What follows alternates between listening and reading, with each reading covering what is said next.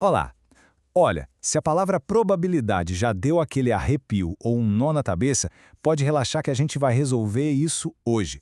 Vamos desvendar juntos o passo número 1, que é o mais importante de todos, para entender qualquer problema de probabilidade. E o melhor de tudo, vai ser de um jeito bem simples, bem visual. Vamos nessa? Para a gente começar, vamos pensar na diferença entre duas situações bem claras. De um lado, uma coisa que é totalmente previsível. Se a gente solta uma maçã, ela cai. Sempre. Fim de papo. Isso tem um nome, é um experimento determinístico. Agora, do outro lado, tem o imprevisível. Quando a gente joga uma moeda para cima, não dá para saber o que vai dar, cara ou coroa, até ela cair. É justamente para lidar com esse tipo de incerteza que a probabilidade foi criada. E o nome técnico para isso é experimento aleatório. É basicamente qualquer coisa que a gente faça que, mesmo repetindo do mesmo jeitinho, pode dar um resultado diferente a cada vez. Sabe? Lançar um dado, tirar uma carta de um baralho, até a previsão do tempo entra aí. E para a gente conseguir analisar esses fenômenos, a gente precisa de uma ferramenta essencial. E aqui entra o grande herói da nossa história, o espaço amostral. Ele é representado por essa letrinha grega, o ômega.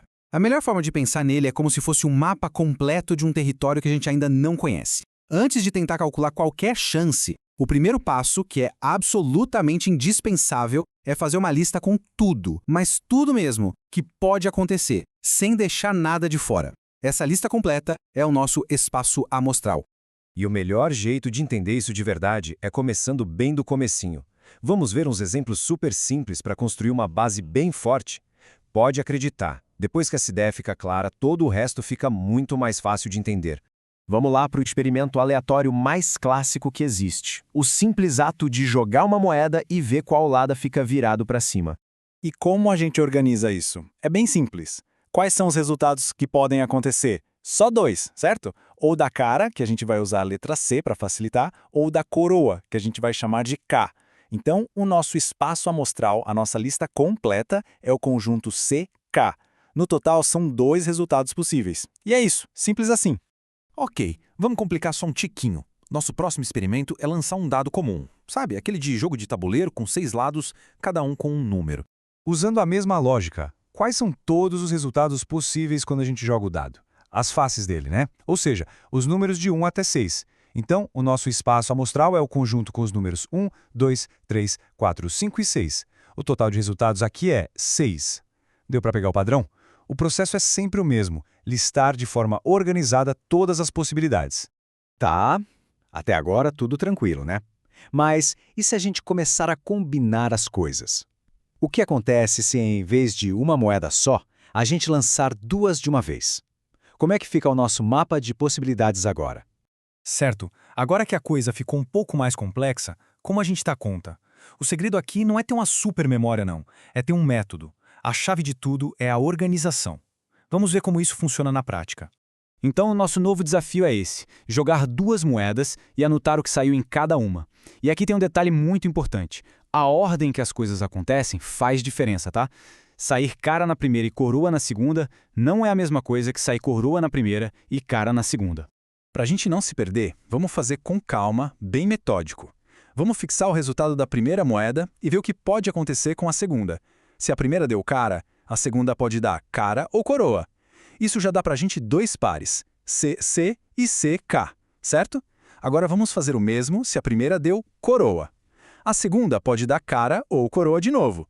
Aí a gente tem mais dois pares, KC e KK. Pronto, listamos tudo. Nosso espaço amostral agora tem 4 resultados no total. Ok, a confiança está aumentando. Então vamos para o teste de fogo. Lançar 2 dados ao mesmo tempo. Agora a lista de possibilidades é bem maior. Tentar fazer isso de cabeça é a receita certa para dar confusão e erro.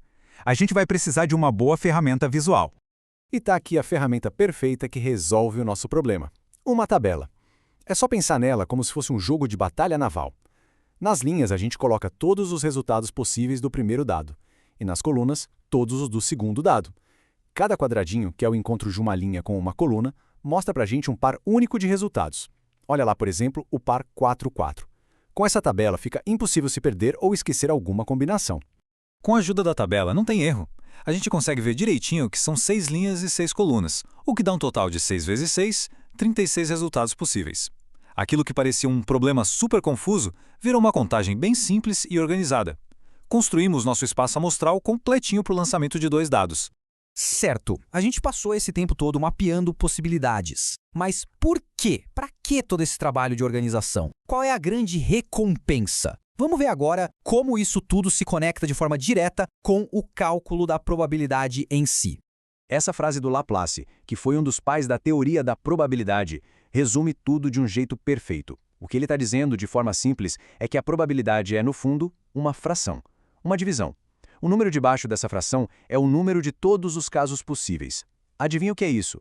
É exatamente o nosso espaço amostral.